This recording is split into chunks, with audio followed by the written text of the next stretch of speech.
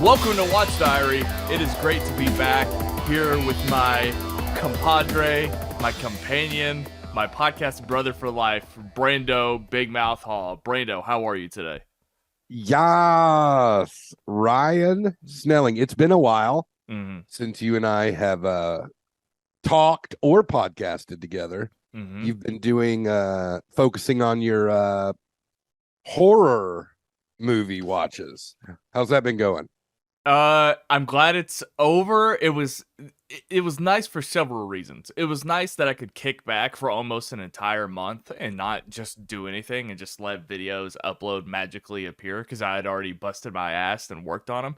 And now it's nice because they're over and now I can take a more of a break from making that kind of content because I edited the last one for Misery yesterday. So it got I don't know if anybody cares, but it does take a while. So when you come to edit those, so when I'm especially lazy, it takes even longer. So I kind of like came in under the gun, but a little too close for comfort personally, because you also have to worry about uploading it to YouTube and then YouTube finding a problem with it. And I guess that could still happen. But anyway, I closed the book on that project yesterday, and it was good. Has your fan base been upset that none of the horror movies were Indian? I mean, those videos still go strong. But honestly, I'm ready to get back into Indian cinema with you if you're willing. Hell yeah. It might be harder because, American cinema is about to just ramp up and just, I mean, they're about to put the pedal to the floor here. November, December is going to be lights out, but maybe we can squeeze in some Indian cinema. Yeah. So here's a hot take. All right. I could not be more cold. Ice cold. Okay. And I keep seeing you hyping it up on Instagram. Right. This stupid Wakanda Forever movie. It's not good. It's not going to be good. Why do you think that? Because, okay. Nothing characters. These are not your A-list characters. Okay? The guy died, right? Super sad. No one's happy about that. He was great. He is. But even the Black Panther movie was just okay at best. It's mid. Okay? And I like Ryan Coogler. Mm-hmm. Okay? I think he's great. But I just don't know how, like, Michael B. Jordan's not going to be in it. Right. Because he's dead. I mean, not Michael B. Jordan, but the character. Depending on who you ask, people think Michael B. Jordan's coming back and he's going to be Black Panther. I think that's the worst storytelling of all time. And I don't think Ryan Coogler has given that a second thought. Now, I won't say that I don't think Michael B. Jordan isn't in the movie. I think he could have a role to play because even if it's just like showing him on a news feed or something, like just like an image of Killmonger or a vision of him, like I'm not ruling any of that out, but bringing him back to life and all this kind of stuff, get out of here with that. So in that movie, I don't know what it is about him, okay?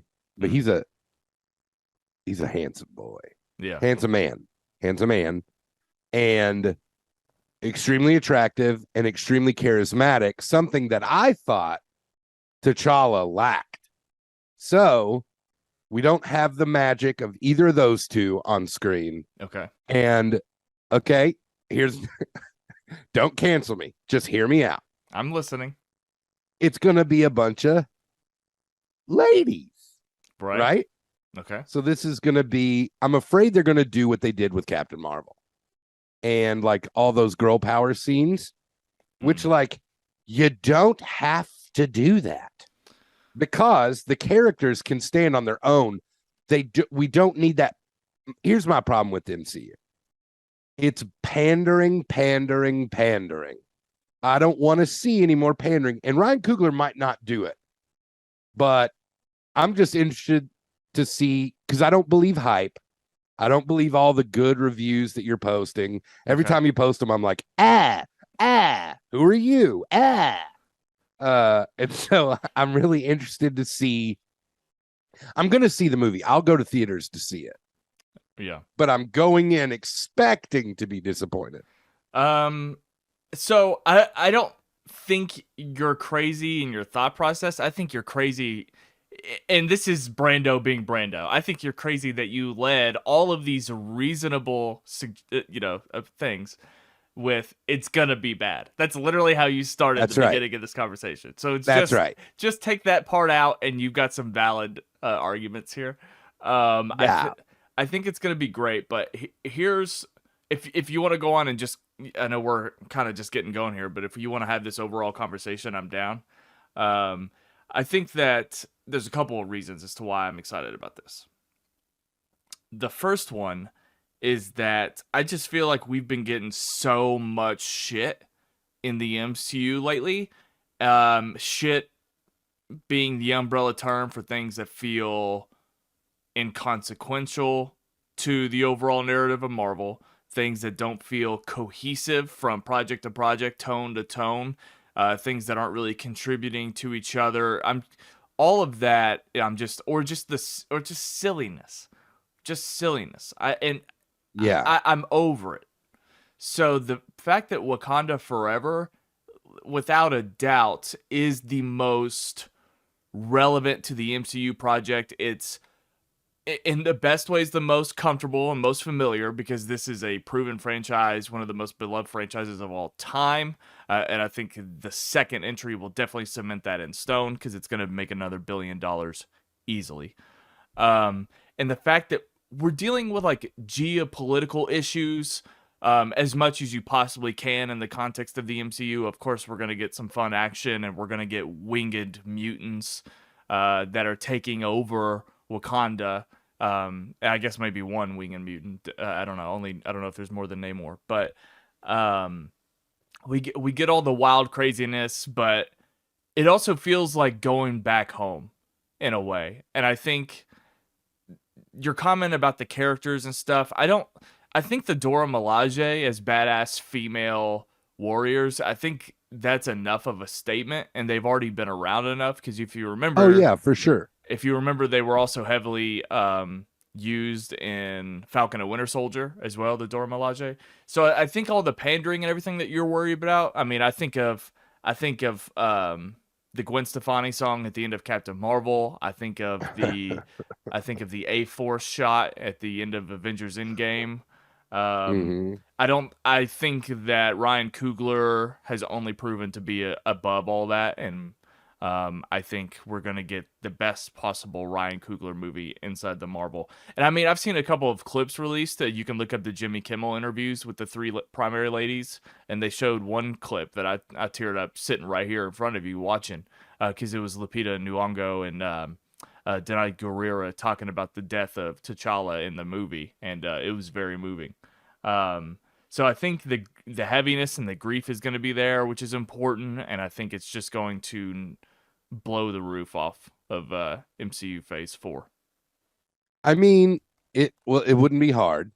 Uh Here's the thing. I think Marvel has had enough misses now to where they really need, I don't know if they need a win, but I think they need a win for I like think my they need a fandom. win. Yeah. Okay. I Yeah. mean, I think from the fandom perspective, I mean, of course, they see all the dollar signs, and, Doctor Strange and the Multiverse of Madness, super successful. Thor, Love and Thunder, super successful. But it's an attitude thing right now, and it's just they've got to know Phase 4 was just maybe experimental, but just not successful. Yeah. Like I said, it's hard to get hyped. As awesome as what are they called? The Dora Milaje. Yeah, the Dora Milaje, as like awesome as they are, can that drive a movie? No. To me, no. Like, they're great side characters. They're great sidekicks. They could drive a series. Sure they could. But what I'm missing is, and what I'm like interested in is, I just have no history with any of these characters. Mm. And maybe that's on me, but they're not like Marvel top tier characters. I mean, they have been because of the movies, but like I just don't have any history with these characters in the same way that I did with the rest of the Avengers. I think that I think it's a grouping of great characters that were in a great movie, in my opinion, in Black Panther, that really just that I think that cast is so well rounded. No, sure. It's not like the Thor movies where I don't really care about Kat Dennings and I don't really care about Natalie Portman and I don't really Wait. I don't Wait. really what? You can't just say Kat Dennings' name like she's not It's something. just Okay? she's a character. Like she's just like How dare you? she's like comic relief personified. I mean, it's just like She does several things for okay. for Well, me. Okay. it's like one of those things where like I think the Black Panther cast, the supporting cast, are the greatest bunch of supporting cast characters in the entire MCU that aren't like really widely utilized in the rest of the MCU, if that makes sense. Like, yeah, Shuri's in Infinity War or whatever, but she's got like 2 lines and it's such a small part. Danai Gurira definitely has more to do in Infinity War, but the Wakandans aren't really in any other MCU project. Yeah. So we have like the smallest relationship with them, but also I think being extremely lively in the one project they were in. So that's honestly another reason why I am excited to revisit where all these characters are. Yeah. We'll see what Give happens. me more M'Baku. Yeah. We'll see what happens. I'm just afraid or this is just not I think it's so hard without recasting T'Challa. I mean, someone has to be Black Panther, right? The idea is that pretty much all of the supporting cast will have an opportunity to play Black Panther. It's the theory that the marketing is showing Shuri as Black Panther, but I would assume, and I kind of believe that everybody will be Black Panther at some point. I think everybody's gonna have a suit. Even me? I think so. Could I have a suit? Can you imagine the horror of me in a bodysuit on camera? I thought you were talking about the horror of you being a white guy as Black Panther. I thought that's yeah. When is there gonna be a white Black Panther? Oh God, I'm kidding. The thing that I'm waiting for, get ready, and I'm gonna tell you right now, 2 weeks before this movie comes out. As seen in the trailer, the funeral scene for T'Challa, everybody's clothed in white.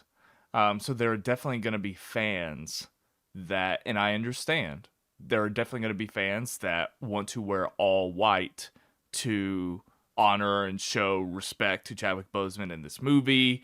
And there's going to be other sides to this where people come out and talk about how problematic it is that white people wore white to the Black Panther funeral.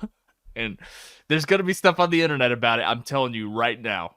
I don't have a problem with it, by the way. I'm just letting you know that people are going to find a problem with it. It's going to be just so America, just so Twitter. Yeah. Yeah, I think we'll see what happens. Yeah, I'm off Twitter. Yeah. Okay. Someone asked me the other day that you know what? It was one of our old friends, Evan DeGraff. And we were talking. He's like, yeah, people act like Trump is far right and Bernie's far left. And I was like, no, my neighbor is far right and Twitter is far left. Yeah. Now I'm sure there are there's a conservative Twitter, but definitely is. I have not found that terrible cesspool. What's your algorithm? Well, no, I just never go on Twitter. I only went on Twitter during the whole Trump getting kicked off of Twitter debacle, which was hilarious to watch. And I'm going to be honest, I miss Trump's tweets. Only because, yes, they were terrible, and I hate him. Yeah. And I've taught my children when I say, hey, what is Trump? They go, trash. I'm like, that's right.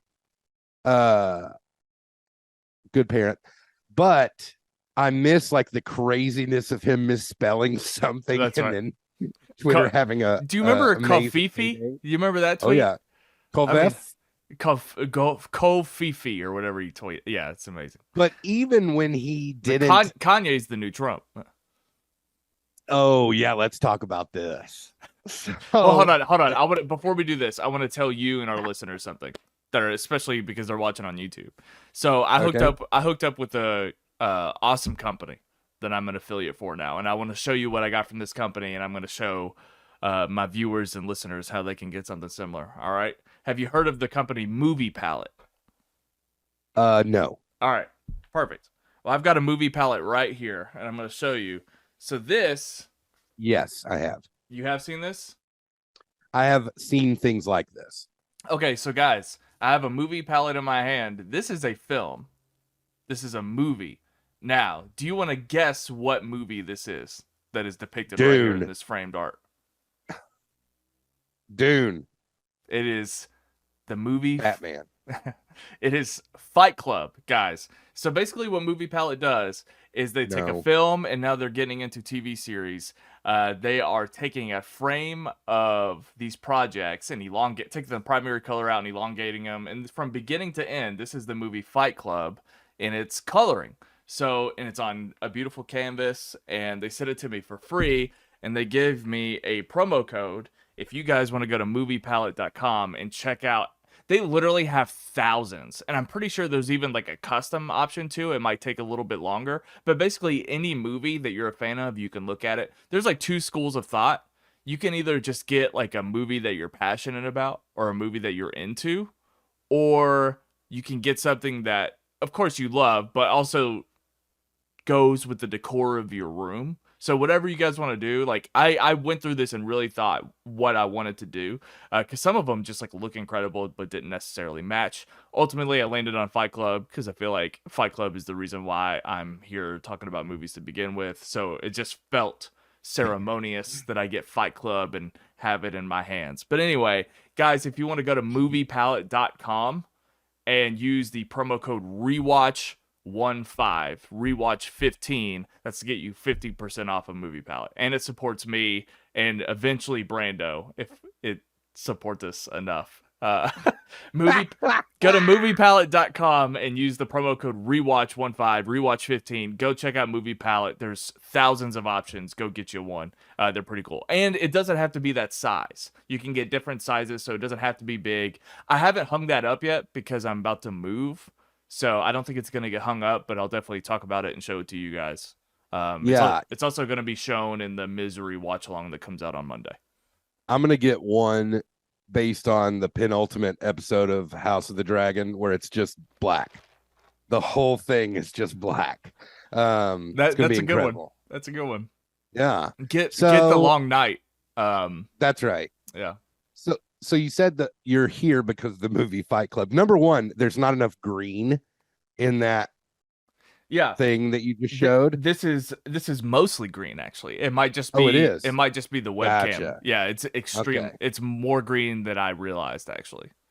Gotcha. Well, that makes sense given Fincher's penchant for green. That's right.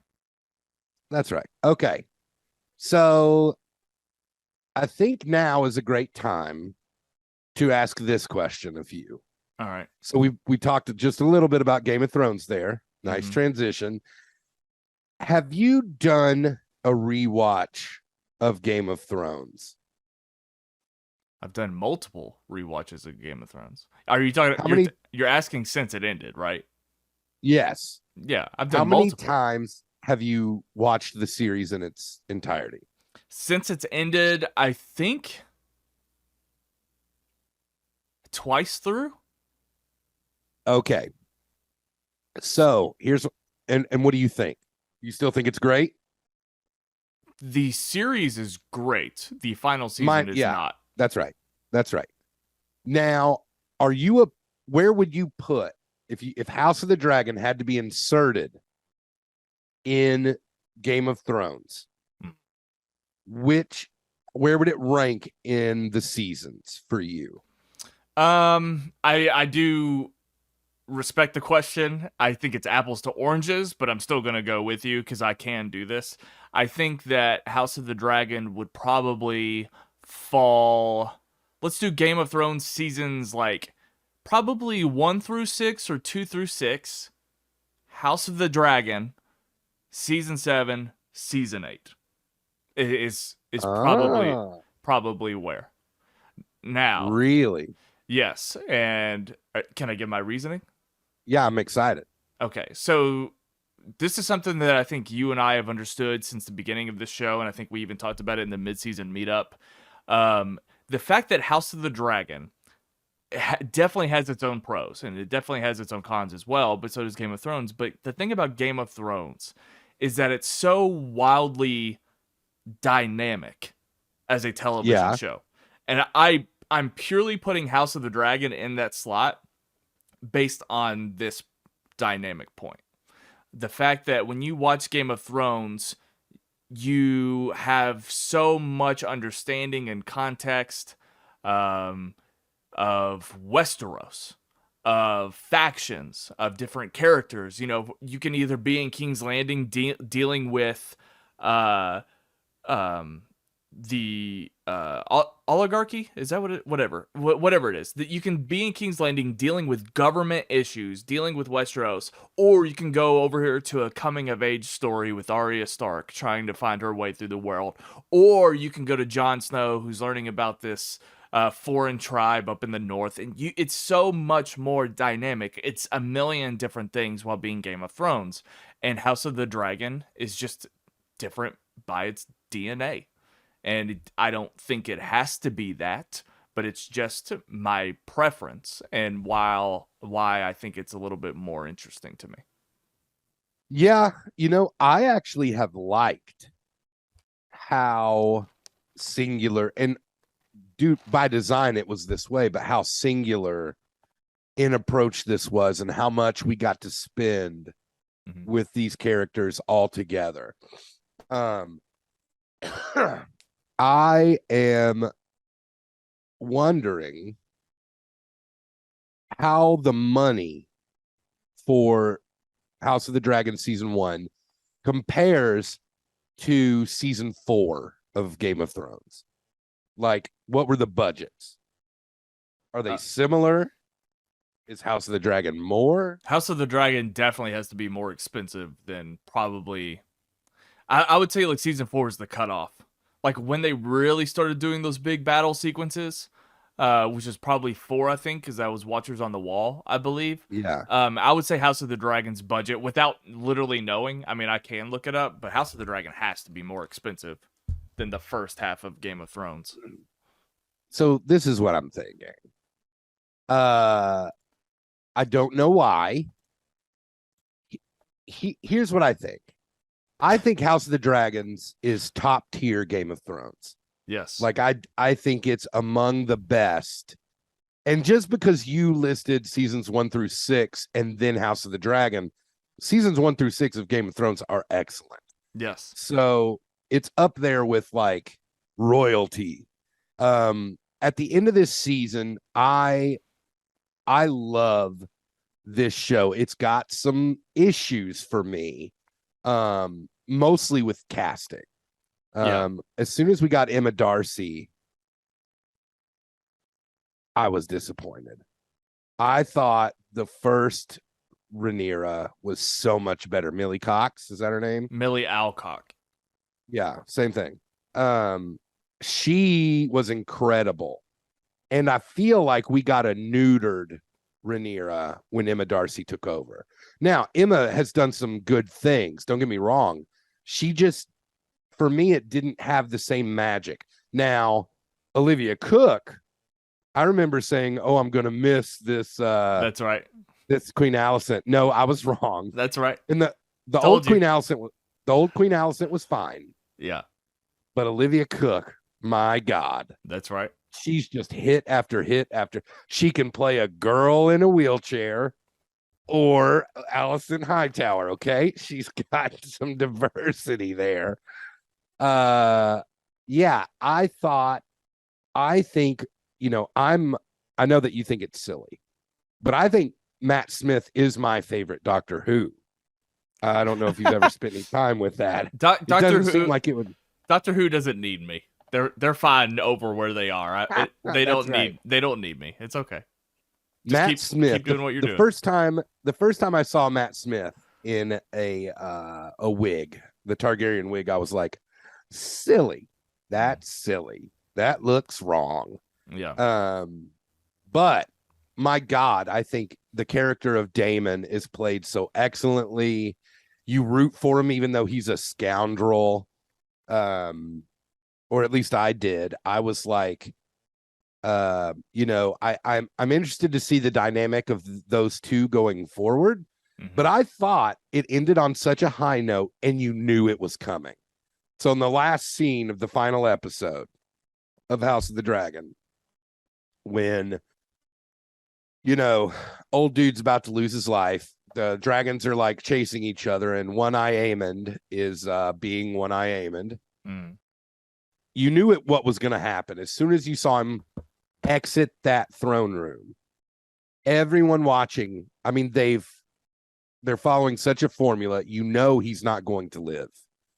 But the way they did it was so incredible. The very last scene of Rhaenyra turning around and her face is different now. I mean, it's all paint by numbers, things that you would do, but it was done so well I didn't care. Right. I think as a whole, House of the Dragons is top tier Game of Thrones. I would put it. I think you're probably right. I think the first 6 seasons, because what we don't get in House of the Dragon is the humor. We don't get a diversity of, even though it's the most like probably racially diverse Game of Thrones has ever been.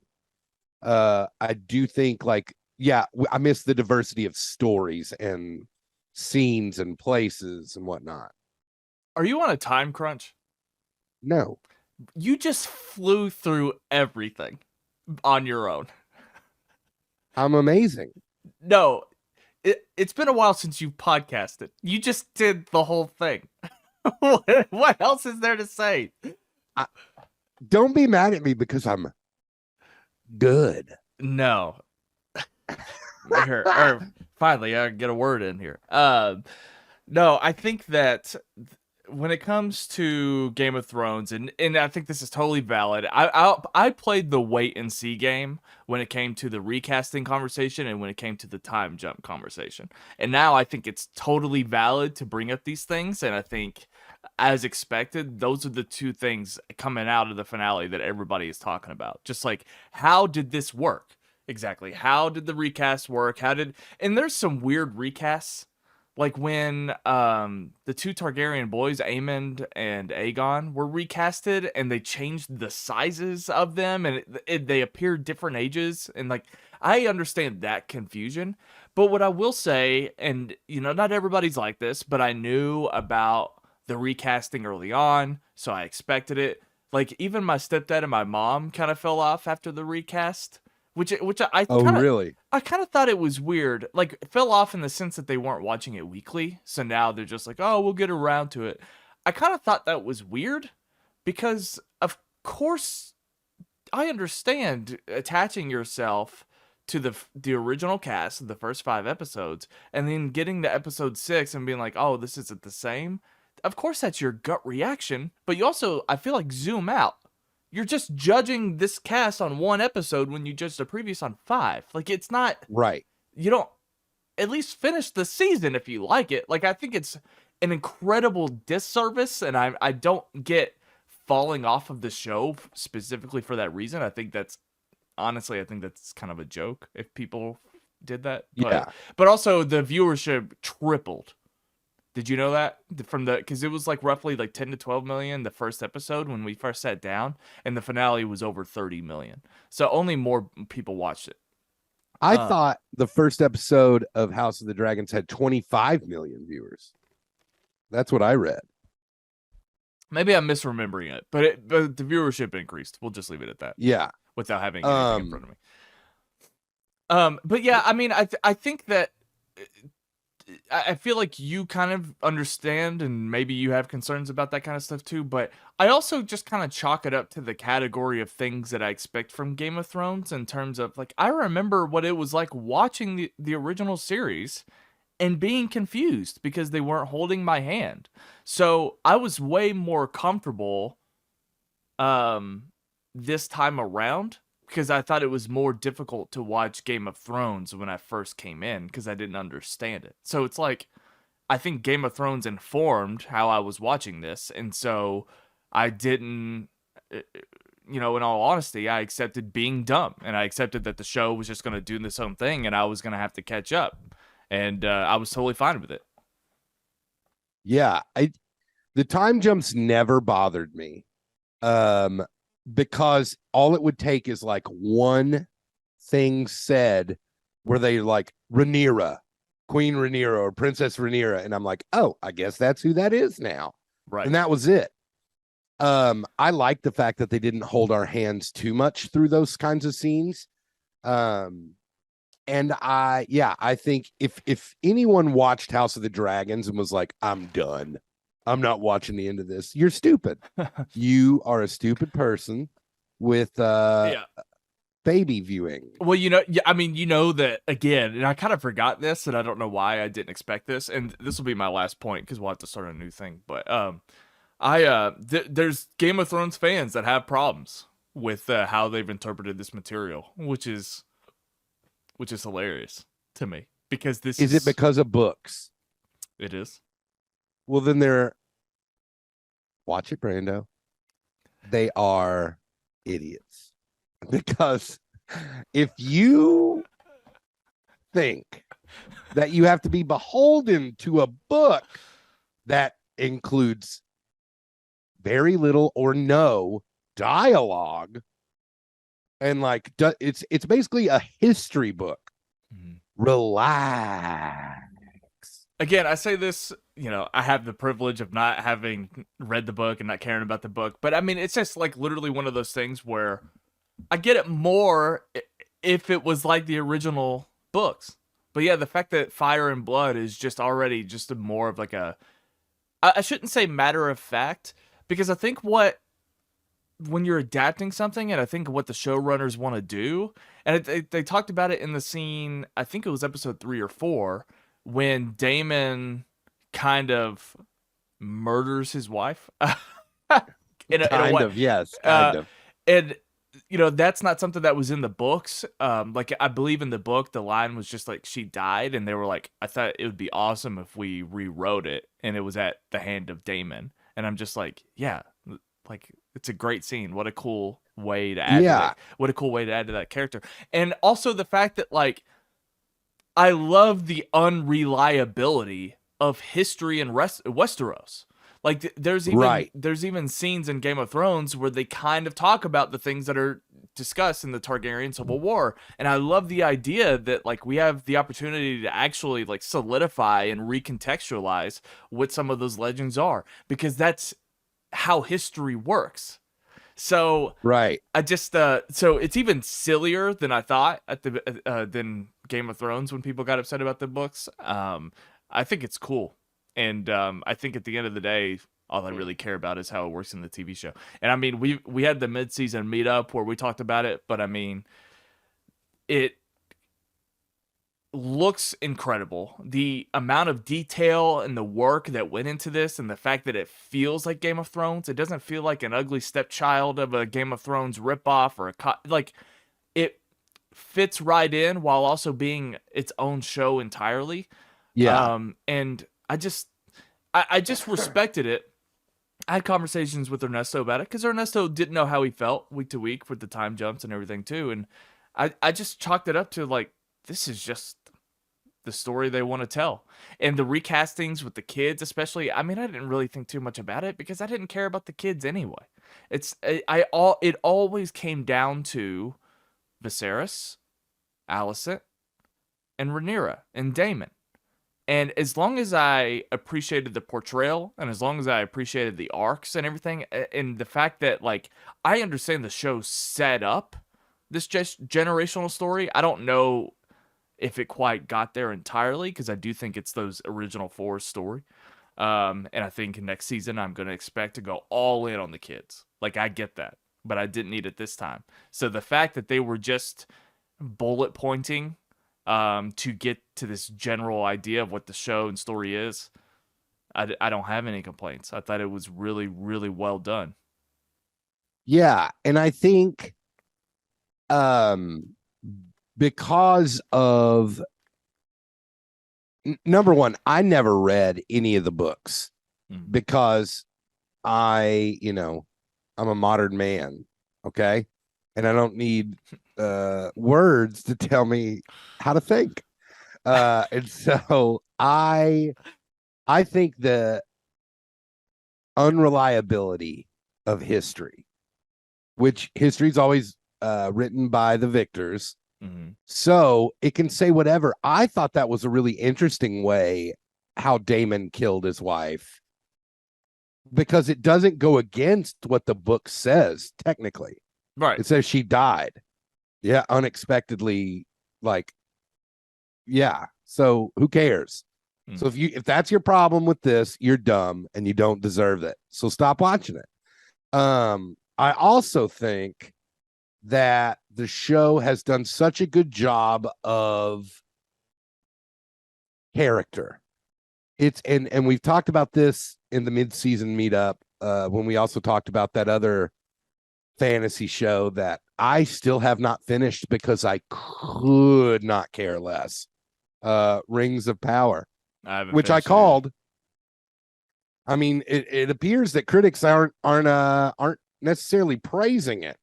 And anyone I've talked to about the show, even if they're huge Tolkien fans, hate it. So I'll tell you what. When I was in Kentucky, I was talking about House of the Dragon and Rings of Power, and the people that were there, dug Rings of Power way more than I had heard people digging Rings of Power. It was weird, and was it Eric Mulder? It was. He doesn't count. It was several people. I don't actually even remember Eric even talking about it, but it was several people and I think even Phil. Phil told me that he thought House of the Dragon that the characters were a little one-dimensional, and I couldn't believe it. I was so shocked. This just shows you've always chosen your friends poorly, and none of them can be trusted. Yeah, it's just ridiculous that those two shows are spoken about together, because it's not fair.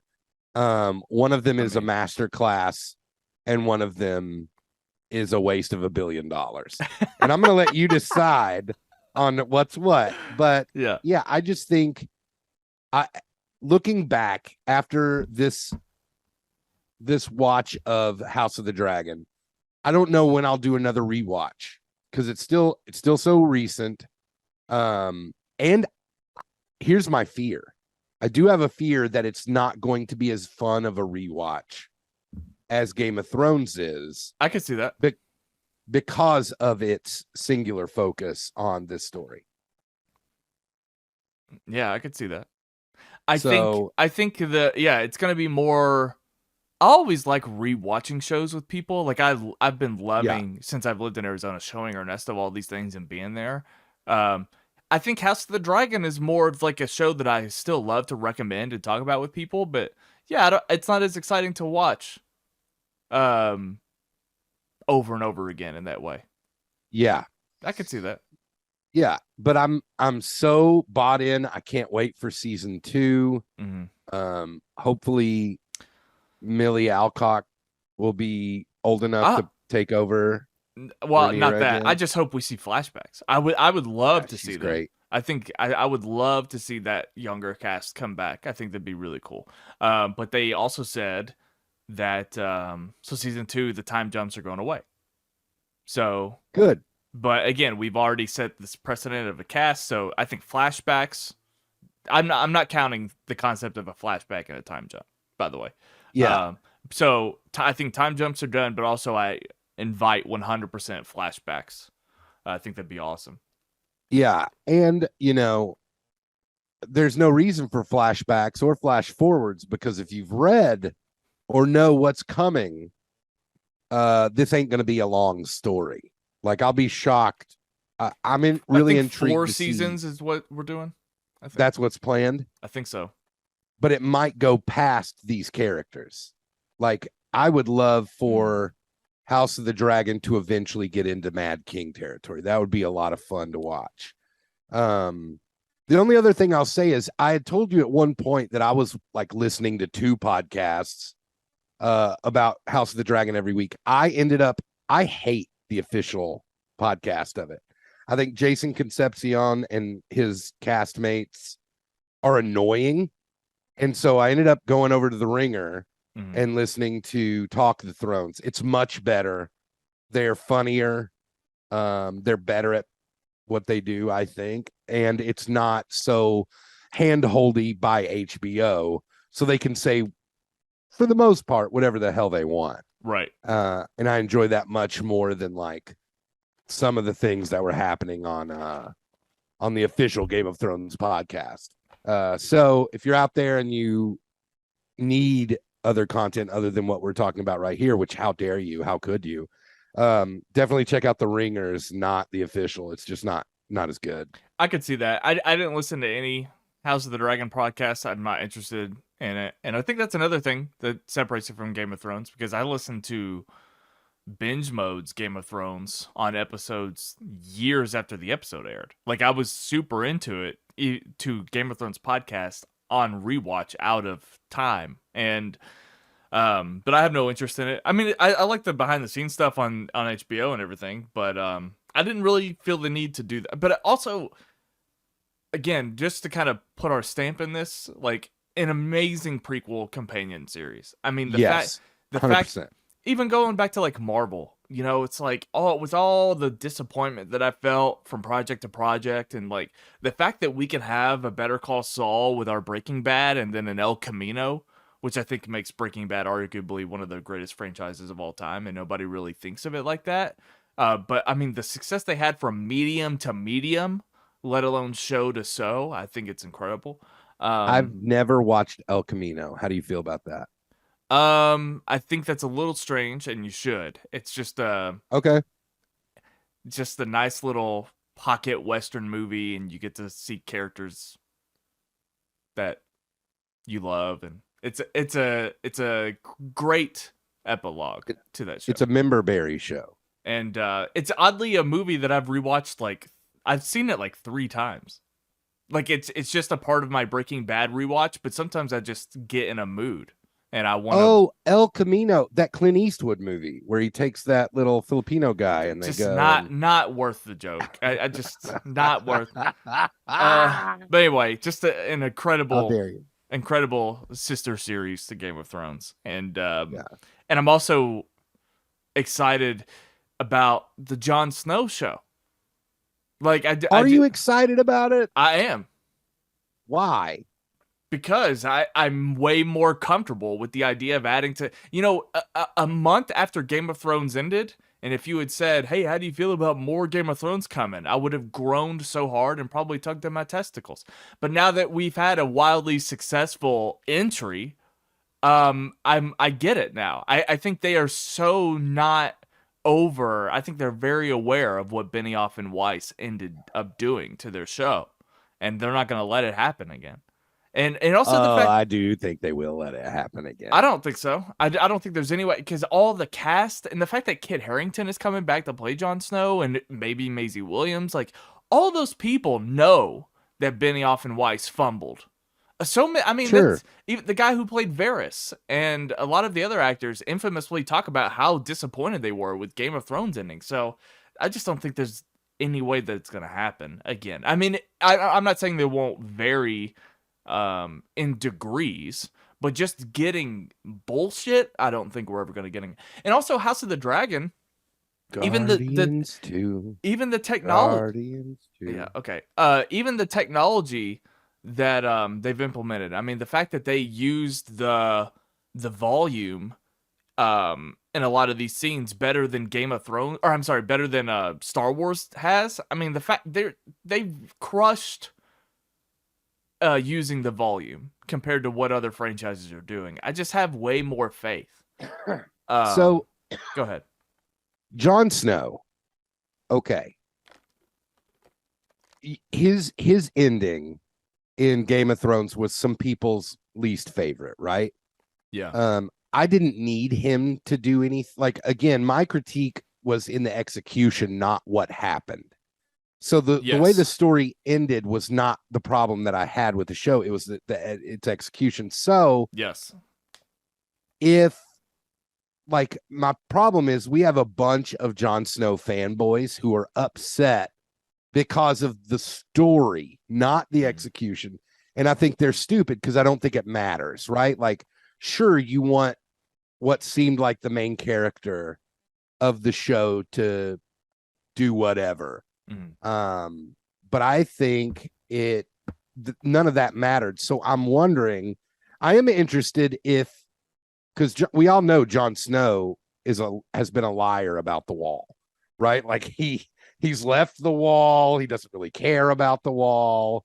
It's not about the wall. So if the story continues in an interesting way, cool. But if it's just like nostalgia berries for Jon Snow fanboys, that's what I'm a little afraid of, because giving the people what they want might just mean that Jon Snow becomes Princess Leia in the second trilogy, to where like Jon Snow can just do everything, or he comes back to life like he's already done it once.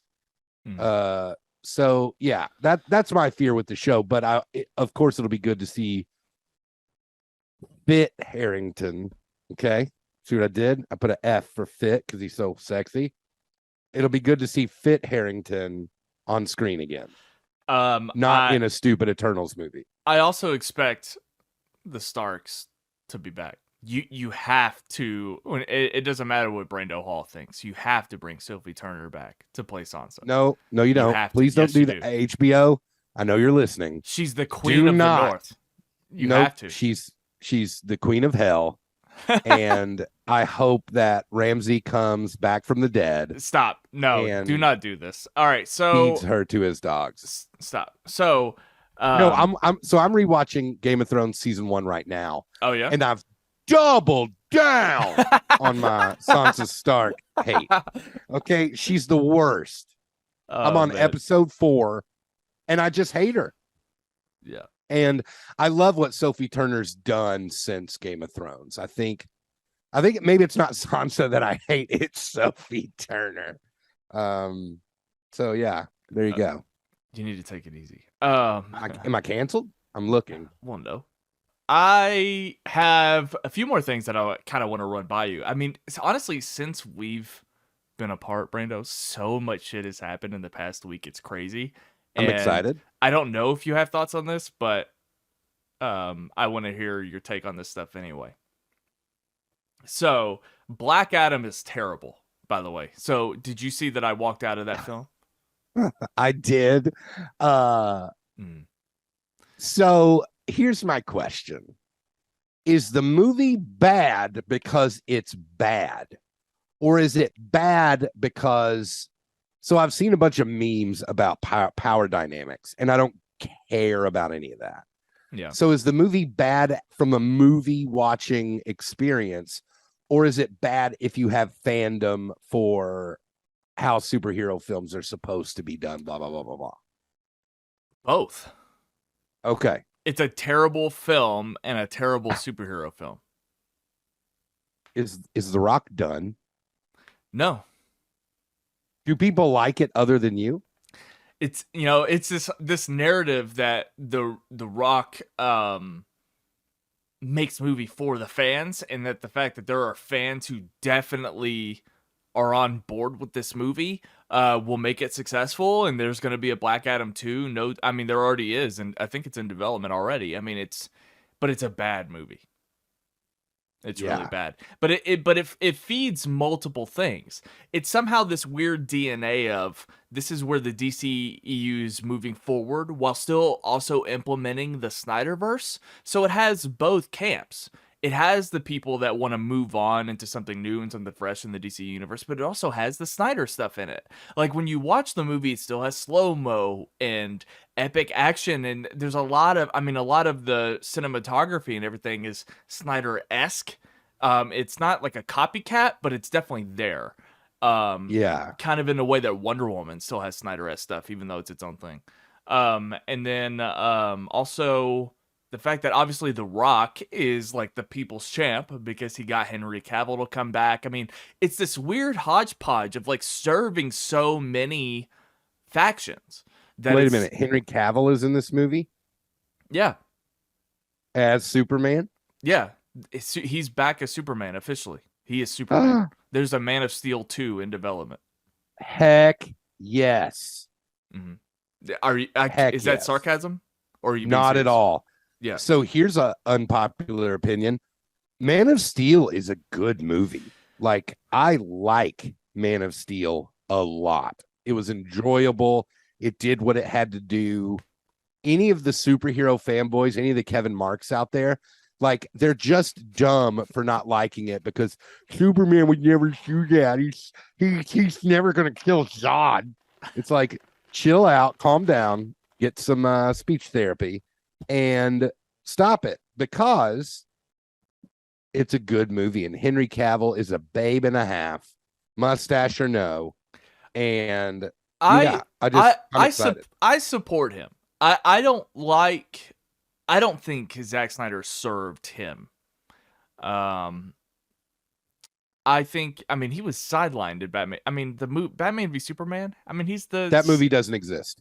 I mean, he was completely sidelined. I mean, Zack Snyder so obviously just wanted to make a Batman movie with Superman in it. But I mean, so I just think that it never served him. So I'm actually really like rooting for him, and I'm really excited about Man of Steel 2. So in the movie, are the people complaining because Black Adam and Superman fight and Black Adam wins? They don't fight. He's in the post credits. You can look it up on Okay, YouTube. yeah. You can look it up on YouTube though. Okay. So all this to say, I bring Black Adam up not to review it again necessarily, but to tell you that this is literally this past week they gave DC finally its own studio. So DC is now DC Studios or DC whatever it's called. You get it. Okay. Like Marvel Studios is its own studio. DC is now finally, instead of it Warner Brothers making DC films, DC is a film studio now For now. headed by Peter Safran, who's just a successful movie producer. I don't really have an opinion on him other than he's a successful movie producer, and James Gunn. No way. Yes way. So that's good news for them. I agree. I think that Kevin Feige is such a singular anomaly that it's not really worth trying to find the next Kevin Feige and what DC did. And I think DC needs to have its own strengths. And the fact that you have one person who knows how to produce movies and you have another person who's a creative brain coming together, I think that's great. I don't think they need to mimic Marvel. I just think they need to find their own way. And so James Gunn is also still going to direct. James Gunn might direct Man of Steel too. Like That'd be dope. so, but he is allowed to direct. He obviously is just not going to have the time because he's a studio head now. And that's never been heard of. I mean, I don't think in the history of movie making, as far as I know, a studio head has never directed a film. So it's going to be really interesting. So it's like this DC rebirth going on, and the reason why I like all of this is because I don't know how much you know about Warner Brothers, its new leadership. This guy David Zaslav, who's been running Warner Brothers. I mean, he's the guy that's responsible for like canceling Batgirl and all these things that that have been happening lately, and every time that I've come on here and talked about this Warner Brothers situation, I've been in complete defense of them because I'm like, they came in and just wrecked shop, a bunch of layoffs too, which is unfortunate, but also I'm not going to act like I care. So it's like Elon Musk at Twitter. David Zaslav has, as far as I'm concerned, come in and made Warner Brothers better. And the fact that people complained, I never really got, because he was giving us what we've been asking for all along, which is in the right ways mirroring and competing with Marvel and making it its own studio and not letting Warner Brothers ruin DC properties. And like, I just think every move has been brilliant. I, outside of DC, don't care about The Rock or his movies. I think they're nothing. And I don't take away that he's charismatic, and I like The Rock as a celebrity 100%. I think he's in nothing movies. But the fact that he has some say in this, I actually get, because I think he's serving the fans. I think him bringing back Cavill is something to be commended, but I don't care about Black Adam. So is Black Adam the first movie with DC Studios? Black Adam, it is not. Okay. I was about to say, you literally walked out of that and you're still excited. Well, that was made under the same leadership that we spoke previously. But it also wasn't a casualty in the way that Batgirl was, and there's a couple of reasons for that. Black Adam was much further along in the production, so they completely would have just wasted more money. Batgirl was cheaper, so like it's not like Black Adam was ever going to get canceled the way that Batgirl was. Gotcha. But I mean, also it's just a smart decision to definitely move forward with the movie that The Rock is in, especially so the Henry Cavill cameo. As far as I know, that wasn't decided until like 2 or 3 months ago. Like it was like it was like a last minute, like, we've got to do this, because it came out that the previous leadership basically refused to ever work with Henry Cavill again, which I think is stupid. Why? Because they're dumb. But so yeah, literally Henry Cavill wasn't even allowed to be Superman until David Zaslav took over a couple of months ago, because it was new leadership. So The Rock could just ask again, and he said yes. So the fact that, and there's like more rumors that like they keep asking Ben Affleck to come back and like cameo. So like Batfleck is going to be back. Oh, he always was going to be in the Flash movie whenever that comes out, but they've asked him to like come back for like Aquaman and a couple more things. So they're like trying to incorporate the old while being new, and I appreciate that. I just think it's smart. So yeah, Black Adam was made in this weird transitional, but okay. I would say the first movie that's really gonna like come out under this new leadership is technically Joker 2. Because as far as I know, I'm sure the script was written before this transition, but wait a minute. The production of it's going to be probably the first one. Joker 2. Like yes. Joaquin Phoenix? Yes. No way they're doing that? Why? And guess who's playing Harley Quinn in that film? Margot Robbie. Lady Gaga. Dude, did you see that the Mother of Christ, they did a 3D mock-up and it looks just like Lady Gaga? No, but I'm going to look this up right now. I'm just kidding. No, there was a stupid like meme that someone posted that's obviously Lady Gaga, and like like the account that it came from is like Big D's or Dilf Daddy or something like that, and Christians got it and were sharing it not knowing. They're like, this is what the Mother of Christ would look like. Yeah. And Fantano made a video and he goes, that's Lady Gaga. That's like Lady reminiscent of the meme Gaga. Of like that's the meme of Obi-Wan Kenobi where people think it's Jesus. That's right. Yes. 1,000%. And I still think, like, as a man of the Lord, if you showed a picture of Obi-Wan Kenobi and put, Ewan McGregor's face on all those like weird white Jesus paintings, a lot of people would not notice for a long time. That's right. I have one more thing I want to ask you about, but do you have anything else on the DC stuff going on? No, I mean, I think they've had so many start and stops, and I'm just wondering 100%. if the audience is still going to be there. That's the only thing, is like, are people going to care because the Batman happened? Okay. And Robert Pattinson did a good job. So I'm just like, with no more, listen to me, DC. no more standalone films unless they're a part of something bigger, Right. right? Like, just don't do it. And I still think it's wild that the Batman happened. Me too. Knowing that it was not going to be like a universe thing. Not only that, but there's 2, potentially 3 spin-off series coming. There's the Batman 2 coming out in 2025. There's a lot coming from that. I mean, so like you just said, they're building, and Marvel doesn't do this. And I'm glad. They're building multiverse. They're actually building a multiverse. They're actually saying the Batman and expanding it. They're saying Snyderverse and expanding it. The Joker stuff, expanding it. I mean, they're giving movies in different universes sequels. And I think it's time. I think audiences get it now. I think we're sophisticated enough that we can follow along now. I like going back to the recasting stuff and the in comic book films and the narrative, like, are people gonna get that there's 2 different Batmans? Is Ben Affleck the real Batman? Robert Pattinson? I like when the people like Collider and Schmoes used to talk about. Of course, there are people like when people they used to have those conversations. I used to think it was so stupid because I'm just like, did you all forget that we used to just willy-nilly recast people from movie to movie?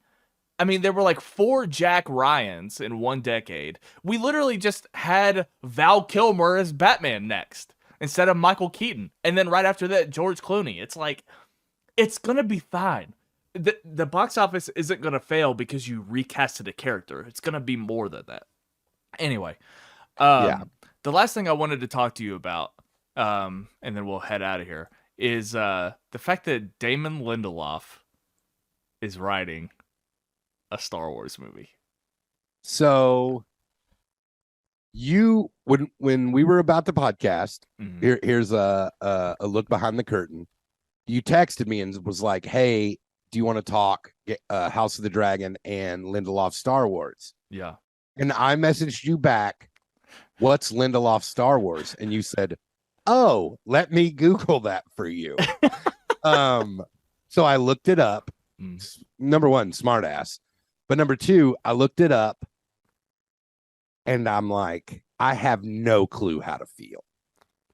I'm not excited. I'm not excited. I am just baffled that Lindelof, king of the nothing endings, would get a chance to do Star Wars next. So I like Lindelof. I like Lost. I think it's fine. I think it's good until the end. I didn't like the end because Lindelof is the king of, well, it's open-ended interpretation. What do you think happened? The Lost finale is not open to interpretation. That is a complete fallacy that the fandom thinks because they, for whatever reason, just completely skipped the scenes that made it clear as day what happened. But anyway, go ahead. Yeah, again, I've heard every explanation of it, and it doesn't make any sense, and so that's why. You didn't like the explanation. Not liking the explanation is different than they left it open. They left it open. And then The Leftovers, okay? Love The Leftovers season 1. It is brilliant TV. Leftovers season 2, very good. Okay? Leftovers season 3, really good till the ending. No. Yeah, I'm correct. That ending is better than Lost. Agreed, but that's literally so easy to do. So I'm really intrigued. Number 1, he's only writing it, right? Correct. Okay. So that's good news. Hopefully they'll get someone like Colin Trevorrow. No.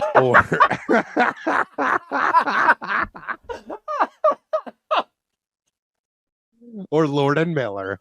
They'll get a good people to write this shit. Oh shit. Maybe you Bowl is available. Yeah. Yeah. So I just don't know what to think about it. But I know you're a huge Lindelof stan. Who did you punch out of excitement when you found this news out? I think I was alone. Okay. And that makes sense. That makes a lot of sense. Go ahead. Found out about it like a day later, than when it was Okay. released, and I'm not really sure why. But so I got mad at everybody basically for not telling me. I literally couldn't believe nobody reached out to me to tell me this incredible Damon Lindelof news. All right, so there's a few things I want to unpack here. So first of all, Damon Lindelof is the showrunner of three of my favorite TV shows of all time. Um, and I like the movies that he's written to varying degrees, and I have opinions as to why some of the time they're not his fault. And that people don't understand how screenwriting works in movies compared to television. Yeah. But Damon Lindelof writing Star Wars specifically, the first place my mind went to is I remember when JJ was given The Force Awakens. There when Star Wars was bought, I'm sorry, when Lucasfilm was bought by Disney, every director and every, filmmaker was asked if they wanted a part in Star Wars, to play a role in Star Wars. Do you think you could get a Star Wars movie? Would you be interested? The way that everybody asks every Marvel or every actor if they want to be in Marvel. And Damon Lindelof, his buddy JJ, directing The Force Awakens, he got a lot of these questions too, and he was working for Disney. There was a long time where they thought that the Tomorrowland movie that he did with Brad Bird, people thought that was a Star Wars movie in disguise, and it wasn't. So Damon Lindelof has been asked several times, and his attitude at the time was probably disassociated from franchise filmmaking because of, how we completely destroyed him for Prometheus and Star Trek. But also, he said Star Wars is already so precious to me that I'm not like JJ, and I'm gonna enjoy being an audience member. And I don't. So it was almost just like he never considered himself to write Star Wars. And I always respected that. I always understood that. So the fact that he's doing it now tells me a few things. He knows exactly what the fuck he wants to do with this. Like, he knows. He's also seen, because he is a fan of this stuff, and I think he knows. I think he knows more than anybody how JJ messed up. He doesn't have to carry it in the same way because he's not directing, but I think he knows exactly what he wants to say and do in Star Wars. After all this time, he has all of the examples of Star Wars under Disney gone right versus Star Wars under Disney gone wrong. And I also think in general, he's just matured as a writer. I think he's grown tremendously. He knows he's been through the ringer of Hollywood franchise filmmaking and seen what works. I mean, the narrative of Lindelof is complex. Even though the opinions don't necessarily change, like as Lost has ended, I don't know if more people have grown to love it. I think the same people who dislike it, and I think the same people who love it. I don't think the narrative around his projects changes. I just think his projects got better, and he got better. I mean, he's coming off of incredible stuff. So I think his strengths are greater strengths, and I think he's grown and matured, and he is probably more solid than ever in terms of what he wants to do. Also, his co-writer is he has a co-writer, so it's not just him. Justin Britt Gibson is a writer from Counterpart, one of my and Jay's favorite science fiction. If you remember, Counterpart was a Sight and Sound staple with J.K. Simmons, and it was incredible science fiction. Incredible. So Damon Lindelof has a great writing partner. He's always had great writing partners with The Leftovers and Watchmen. I am really excited. I can't wait for the news a year down the road that he's out because Kathleen Kennedy didn't like him. And, they bring in Chris Terrio, who ruined Rise of Skywalker. Either that or they bring in like they're going to be in a boardroom and who wrote She-Hulk?